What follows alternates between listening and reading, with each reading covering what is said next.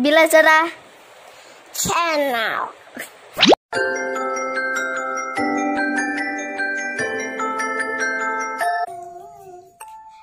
Ada teman-teman sampai lupa lagi menggambar ya Dek.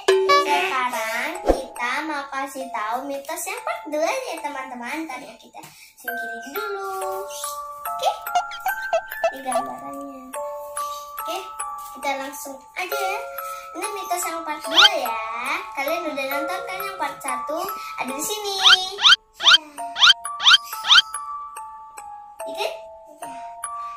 Ini mitos lagi teman-teman. Ih, ada jangan kayak mulut sobek lagi ya kayak gini. No.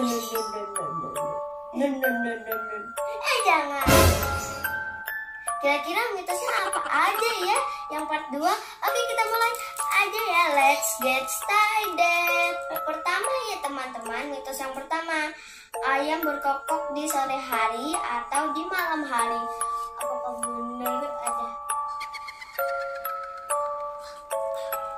Hantu.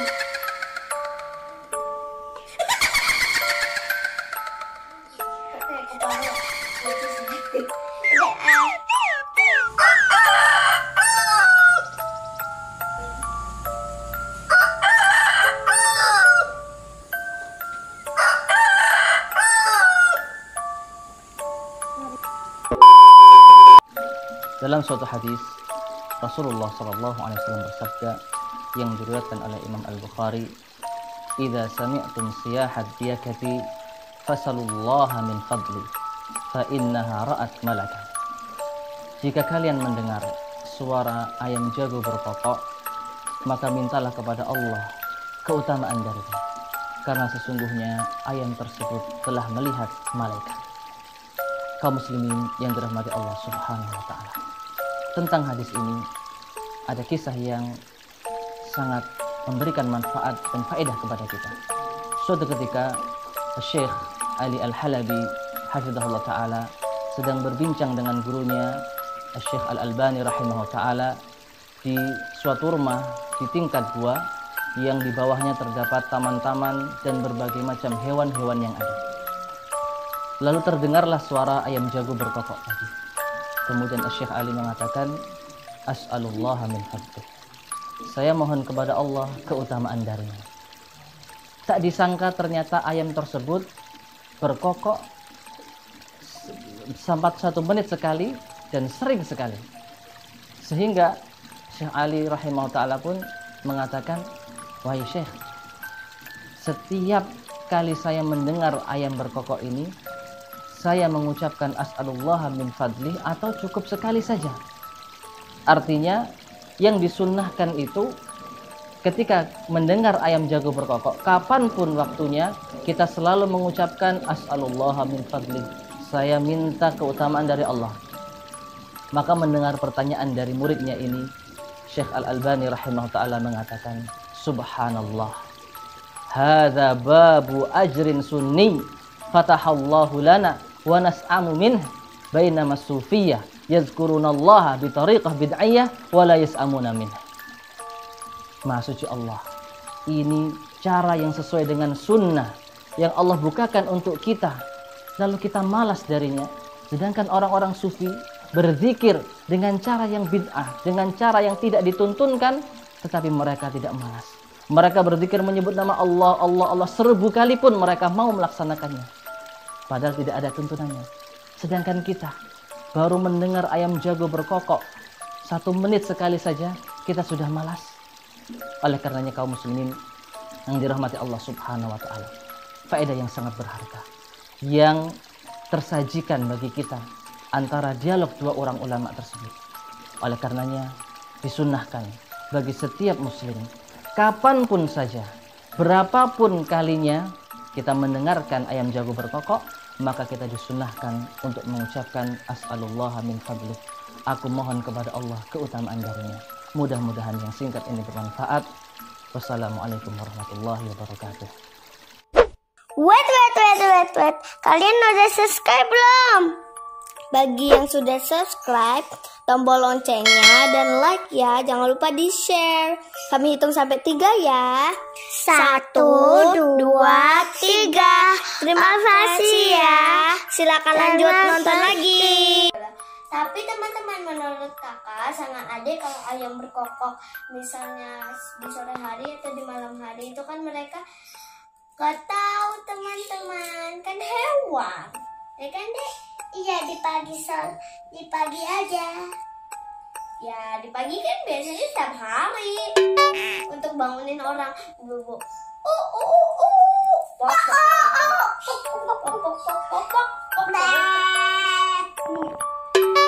Ya, jadi ya teman-teman, jangan gantung-gantungin ngomongan hantu, karena itu mitos itu ada yang benar ada yang enggak.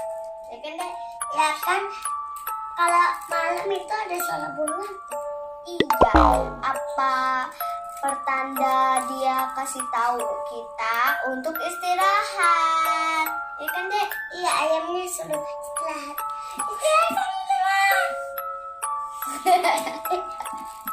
Bobo, soalnya bobo. Jadi teman-teman, kan ayamnya itu berkokok di sore hari atau malam. Itu kita disuruh istirahat karena mau malam. Waktunya tidur dan istirahat. Sekarang yang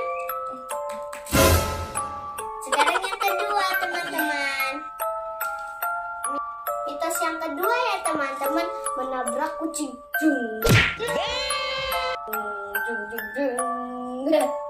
Banget. Wah, ada apa tuh? Ya, kakak ketabrak kucing. Aduh, kayak mana nih? Aku nanti kakak dapat sial. Siapa? Contoh di tanah air kita yang paling banyak seperti orang meyakini kalau nabrak kucing bakalan sial. Sampai saya kemarin ditanya, Ustadz, menurut keyakinan kita kalau kita nabrak kucing, kita harus buka kaos dalam kita. Kemudian kita jadikan kain kafan buat kucing tersebut. Terus ditahlilin maksudnya. Kenapa kasih kain kafan? Kenapa harus kain kafan sama apa? Kucingnya. Saya bilang, tidak ada kesialan dalam Islam kecuali karena maksiat. Di Islam itu nggak ada sial, nggak ada namanya tempat sial, nggak ada namanya hari sial, nggak adanya angka sial. Yang bikin sial itu apa? Maksiat. Nah, kalau Anda nabrak kucing dengan sengaja, maka Anda akan sial. Sebagaimana seorang wanita masuk neraka jahanam, kata Nabi SAW, dakhalat imra'atun naro fi hirratin habasatha hatta matat la hiya akalatha wa la hiya tarakatha wa la hiya at'amatha wa la hiya tarakatha ta'kulu min khashashil ard. Kata Nabi SAW, seorang wanita masuk neraka jahanam gara-gara seekor kucing yang dikekang sampai akhirnya mati kucing tersebut. Tidak dia kasih makan kucing tersebut dan dia tidak lepaskan kucing tersebut, mencari makan sendiri. Akhirnya masuk neraka jahanam. Nah, kalau Anda waktu naik mobil sengaja nabrak kucing, ya itu celaka namanya, itu sial namanya karena Anda bermaksiat. Tapi kalau Anda nggak sengaja, maka tidak dikatakan nasib sial. Ya kalau Anda nabrak kucing, qadarullah. Ya Anda pindahkan kucing tersebut agar tidak mengganggu di jalanan, pindah ke tempat misalnya tempat sampah atau dikuburkan, nggak jadi masalah. Ya sebagai untuk kebersihan, namun tidak perlu buka apa kaos dalam. Ada-ada saja ya. Di Saudi kucing ditabrak sangat sering. Hampir sering, tiap hari mungkin kita lihat kucing ditabrak. Kenapa? Orang-orang Saudi kalau bawa mobil kenceng-kenceng, nah kucingnya pernah nggak lihat-lihat, keperak sering. Ya mereka nggak tahu.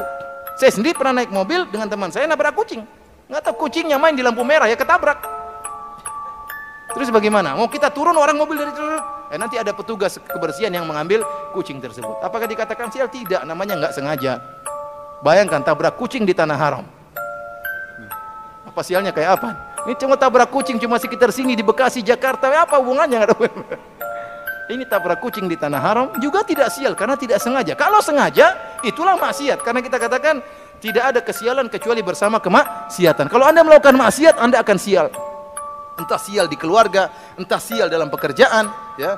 Pokoknya sial. Kenapa? Maksiat mendatangkan apa? Kesialan. Bila Cerah Channel. Jadi teman-teman, jangan menabrak kucingnya, dan juga bukan kucing doang, semuanya di bumi ini jangan ditabrak. Ular takut kalau bisa jatuh. nanti bisa berbeli. Oh iya teman-teman, kalau misalnya ada kucing mati di jalanan, kita pinggirin dulu ya, karena kasihan, jangan ditabrak-tabrak lagi, kan ya. Mitos yang ketiga ya teman-teman, apakah benar kalau keluar saat maghrib ada genderuwo yang berbulu itu teman-teman, yang besar sekali kayak raksasa. Adik mau kemana? Main.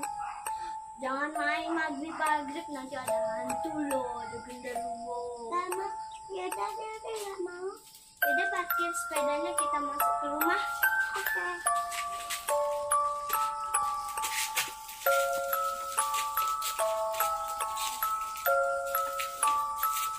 Ya, masuk ke rumah ya. Ya. Assalamualaikum warahmatullahi wabarakatuh, Ustadz. Waalaikumsalam warahmatullahi wabarakatuh. Ustadz, apa yang dimaksud hadis ini, Ustadz? Apabila datang gelap malam sore hari, maka halangilah anak-anakmu dari keluar rumah, karena setan ketika itu berkeliaran. Yang dimaksud itu jam berapa sampai dengan jam berapa ya, Ustadz ya? Nah, Dan artinya berarti kondisi rumah juga harus jendela, pintu juga harus tertutup ya, Ustadz? barakallahu fikum. Iya jemaah, berkaitan dengan hadis ya. Kalau sudah malam tiba ya, kumpulkan tuh anak-anak ya. Memang waktu itu waktu berkeliarannya syaitan. Sebagaimana tatkala kita membaca tafsir surat Al-Falaq, min syarri ghasiqin idza waqab. Ghasiq idza waqab, kita sudah bicarakan ada 7 pendapat para ulama, tapi maknanya adalah tatkala malam itu tiba. Makanya anak-anak sebelum maghrib itu sudah dimasukkan ke rumah. Kalau bicara ditutup rumah dan jendela, lebih kepada makna mereka tidak keluar. Soalnya ya kalau pintu mau ditutup, tutuplah. Kadang-kadang jendela, ya ada rumah yang kalau ditutup jendelanya nggak ada udara yang masuk nanti. Tapi usahakan anak-anak itu berada di rumah, tidak berkeliaran. Karena waktu itu subhanallah ya, orang-orang melepaskan santetnya, sihirnya, itu biasanya memang berbarengan dengan terbenamnya matahari.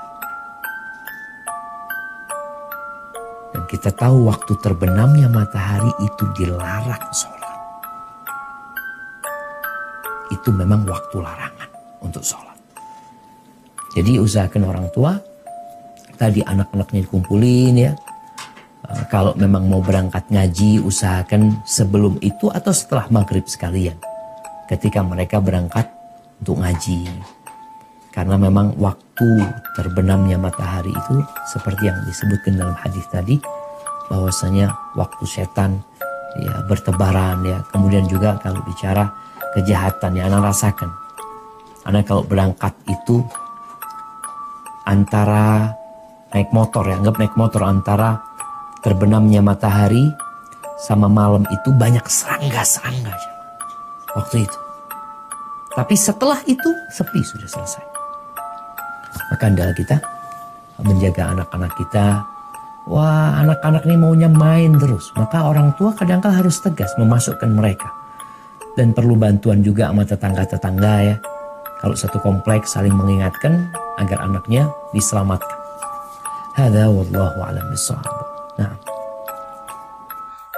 Tapi teman-teman, menurut kakak itu kalau keluar saat maghrib itu kan orang harus sholat dulu. Iya. Ya kan dek? Iya. Apa yang itu lah mas? Misalnya kalau kita keluar di saat maghrib, genderuwonya sembunyi di pohon-pohon teman-teman, kita diculik, nanti kita dimasukin alam beda teman-teman, jadi kita nggak bisa dilihat orang. Bila takut. Wajan genderuwo. Tapi teman-teman, kalau kita keluar di maghrib itu kan nggak boleh, karena kan udah malam.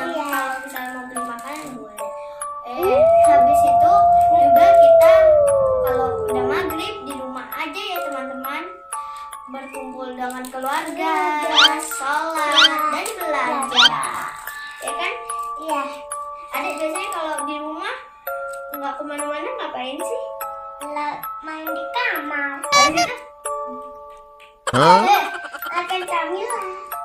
Ya makan terus. Biasanya adik kan makan bangun dapur. Juga teman-teman, kalau kita keluar maghrib itu kan nanti kita misalnya nggak tahu kalau ada batu kena kita, nanti kita jatuh nangis.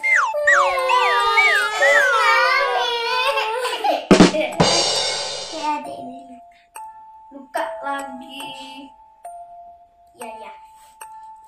Oke teman-teman, mitos yang keempat ya, memakai baju terbalik. Mananya ada lagi deh, yang ini ada apa aja? Ada yang bajunya kebalik. Iya, kan dia dapat rezeki yang bisa itu beli makanan. Oh no! Sama mitos rezeki untuk membeli makanan. Kalau adik mau dapat rezeki, kalau anak kecil sih nabung. Bismillahirrahmanirrahim. Ijazah pertama dinukil dari kitab Minhatul Ilah karangan Al-Habib Al-Allamah Al-Musnid Salim bin Hafidh bin Syekh Abu Bakar bin Salim, halaman 193. وسمعت من الحبيب طه بن علي بن يحيى أنه إذا غفل الإنسان ولبس ثوبه مقلوبا أي على غير هيئته الأصلية ثم أراد أن يجعله على هيئته الأصلية فليقرأ الفاتحة لسيدنا العدروس ويقال إنه مجرب بقبض دراهم بعد ذلك. Artinya, kalau kita memakai baju terbalik apa saja, baik kopiah, kaos dalam, baju, apa saja pakaian terbalik, saat kita mengembalikan dalam keadaan normal, artinya si baju yang terbalik dipakai dalam keadaan tidak terbalik lagi sambil membaca suratul Fatihah satu kali untuk Al-Habibul Imam Al-Qutb Abdullah bin Abi Bakar Al-Idrus.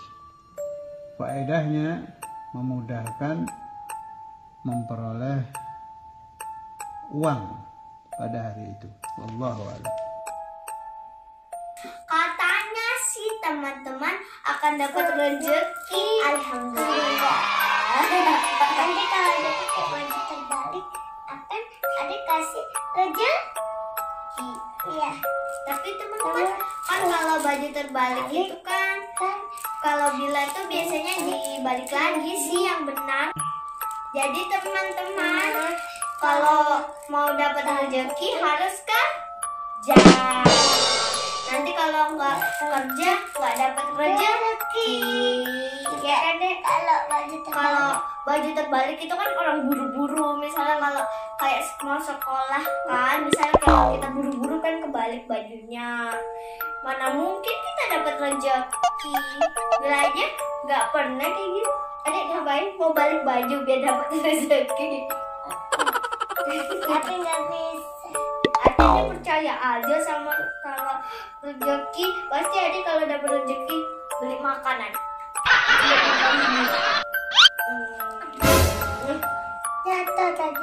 Jatuh tadi adik.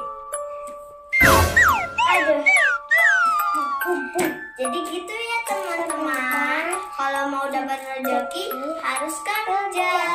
Nanti kalau kita dapat kerja, itu tadi ya teman-teman video kakak sama adik tentang mitos. Diambil yang benar teman-teman. Dan jangan lupa subscribe ya channel kakak sama adik biar berkembang videonya ya kan? Ya. Biar kalian juga tahu kalau ada video baru dan menarik.